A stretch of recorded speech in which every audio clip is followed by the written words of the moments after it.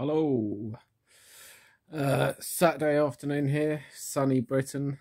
The beers are flowing. It's the weekend.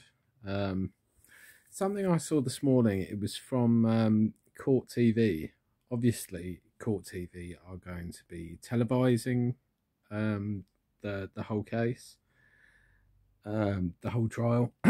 Excuse me. But something didn't sit quite right with me with the four experts on the panel, and I've just been watching E-Hacker. Straight away it pinged in my mind, and I'm gonna walk through this right now. For $50 million in the state of Virginia. Okay, cameras inside the courtroom for all of this, but let me show you what really is the heart this of video Johnny is 10 Depp's minutes long, so I might his skip through it. accusation against Amber Heard. Here we go. The centerpiece of Ms. Heard's false abuse allegation is an incident that she claimed took place around 7:15 p.m. on Saturday, May 21st, 2016. Ms. Heard sitting on the sofa with her friend, Raquel Pennington, and talking on the phone with her friend, Tillette Wright. Blah, blah, blah, blah, blah, blah, blah. Again, I'm her deposition. Also, Ms. Heard's face in. Right, let's just get Jury, get there on here this we go. issue. well, depending upon how the bruises looked, Vinny, it is not unfathomable that she sustained the injuries on the 21st and that the bruises were in some state of healing on the 27th. As we all know, you bump into a table or a chair, your bruise goes from red to purple to brown until it heals. She's a very fair skinned person, so I think that it is not it's not unrealistic that those bruises were in some state of healing, and I just don't see what advantage she would have to be making this up. To be put through the ringer like this. She has to making this domestic violence, their entire lives are sort of opened up and exposed. She's an activist. She's a narcissist. Not in a very pleasant way. They're under the microscope. There's plenty of people such insinuating they're liars. She needs help. Really, victims of sexual abuse and domestic violence are hesitant to make complaints unless they actually happened. Johnny Depp was the victim of abuse. Evidence to see that let's make this very clear. He was in a very bad place. He might have been drinking too much. If you've ever been a victim of and abuse, was acting out. It certainly seems to me which that unfortunately we should, I have. Start at a place where domestic violence is very serious. Right, it's not only physical; it's, like they are in mental some form of healing bruising. Let me ask you, Ian Friedman, the testimony of the officers. I don't think there's body cam we're moving on here. to the next expert now. I think it'd be a lot easier for this jury. They could actually see and hear everyone that day. But we'll see if that's going to be part of the case, if it exists. What are your thoughts about the testimony of these two officers? This trial, is that what the jury's going to listen for? Say, hey, what did you see? What did she look like? What did you write in your report? The international judicial system.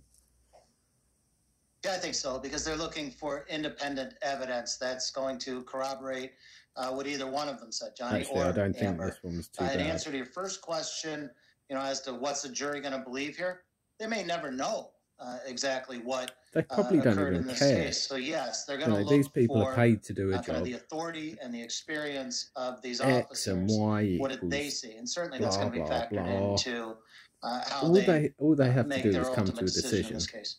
Yeah. Kyle, this just isn't Johnny Depp saying, I did not beat you. He is also claiming that he is the victim of domestic violence in this case.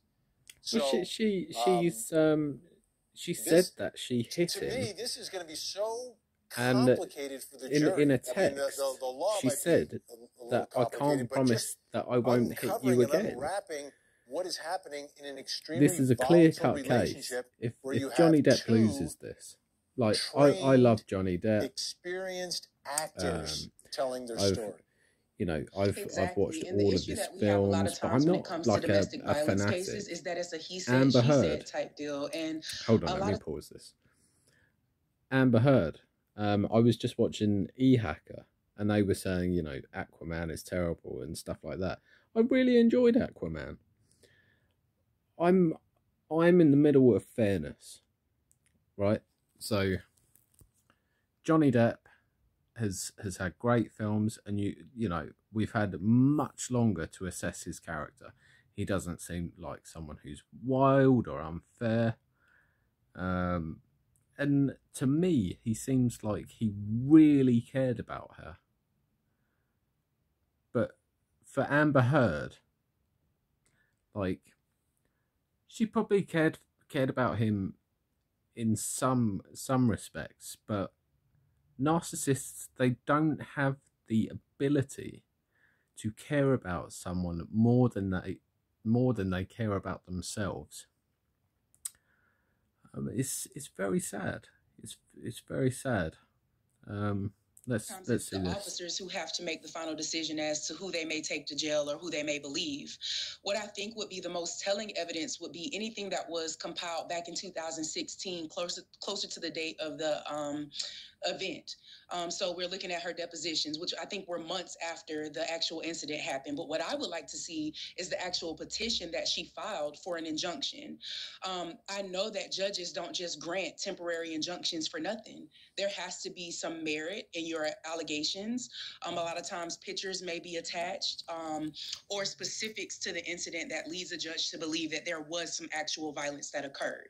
So in this particular case, I think the evidence Punch from what yourself I've in the seen so face. far may actually weigh in Send her a favor picture. because she did something about what happened back in 2016. It's not like she's just all, coming forward now and saying, "Oh, he's put his hands on me." It's like now Amber Heard She said it's not repeated giving abuse, over the it's evidence repeated violence. that's being And although she didn't requested, necessarily mention his name, you know, she's probably just trying to tell her story to prevent other people from going through the same situation, because we know abusers are very charismatic. They try to put shame on you, and that's exactly what's happening in this case. He's filed a whole lawsuit against her just to possibly bring shame. Yeah, well, yeah, and he's trying to get his reputation. He's brought a lawsuit against her to bring her shame. I can't remember who brought the lawsuit forward, but Johnny Depp lost all of his contracts because of the first case, whereas she was allowed to continue. Doesn't sit well with me. Hopefully the judges and the jury won't be as biased, you know, as these people. It's probably not as bad as I thought, but it's straight away, everyone I'm hearing is, you know, Johnny Depp is going to win. This is going to be justice for Johnny. Like, just look at all the evidence. I don't know. It's going to be very interesting. Moving on to another point. I'll go to that point first. I saw something a minute ago with Seth Rogen having like an online dispute with Gina Carano from The Mandalorian, and she was cancelled last year, so it can go both ways.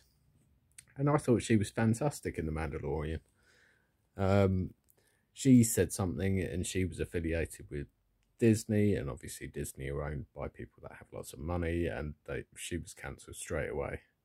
I think, you know, you can't say those things, but for your whole career to be cancelled, I don't know. It's very difficult. You know, there needs to be some kind of if it's something you're saying publicly that is your views, because anyone can say anything at any time, you know, and it can be absolutely ridiculous. Like, look at Seth Rogen. He went on to he had a Twitter dispute with this woman whose son had died from drugs, and she said it started from marijuana. So Seth Rogen felt the need to go and attack her using the N-word multiple times. And yeah, Seth Rogen's still not cancelled. You know, his career is sliding down the pan, and like in his free time, all he seems to do is make pottery. Like, I don't know. I like Seth Rogen, but it's a bad look. I don't know. I've kind of lost where I'm going. So yeah, Will Smith was the next point. It's starting to die down now. It's obviously on the forefront and forefront of people's minds, and they want to know what is going on. And I think he's resigned from the Oscars today or something. It's very much seems to be damage control. The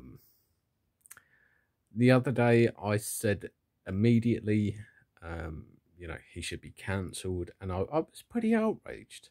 I'm not gonna lie, I'm not outraged by much, but a bigger person targeting a smaller person, like people who said if that was Shaquille O'Neal on that stage, or you know, someone massive, The Rock, if it was actually The Rock on the stage, would he have done that? No, because they would have absolutely demolished him. Do I think he should be cancelled now? No, but people are going to be very, very careful to work with him again. I think I said to someone the other day, I think he's going to go into like voice work for animations. But I don't know. I don't think you should be cancelled. I think it's we're human. We make mistakes. I feel like Will Smith has come out and his apology was bullshit and this and that, but it's really up to Chris Rock. I think the outrage around the world. This is the main point I'm going to make. People were so outraged by it because it was bullying. Will Smith saw an opportunity, and it wasn't even the slap. It was the actions afterwards. Keep my wife's name out your fucking mouth. And he repeated it, you know, as if he was King Kong. I'm surprised Denzel didn't shout, "King Kong ain't got shit on me." Like that would have been the best night in television history. And people were outraged by it because everyone has been bullied at some point in their life. And how do you feel about bullying? It's not nice, is it? I've probably made people felt bullied in their life, but I've never done it intentionally. And it's not a very nice feeling.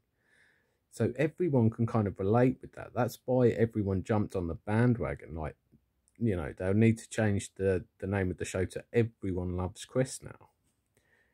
You know, whatever he does. Because in his mind, you know, if you got slapped in front of the whole world, you would think everyone's going to think I'm a bitch. Like, you know, excuse my vernacular.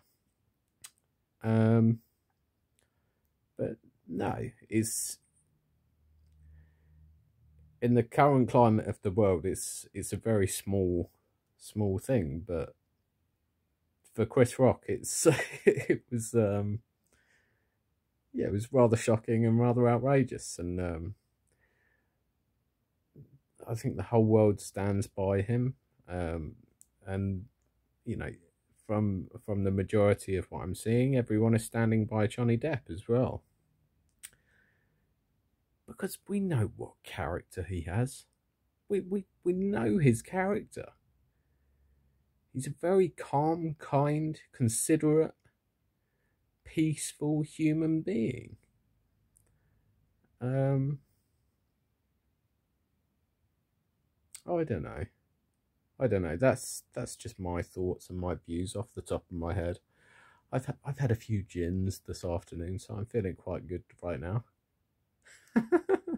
I've worked hard this week, so yeah, I deserve it. I don't know. Let me know what you think in the comments, and I will try to reply to you.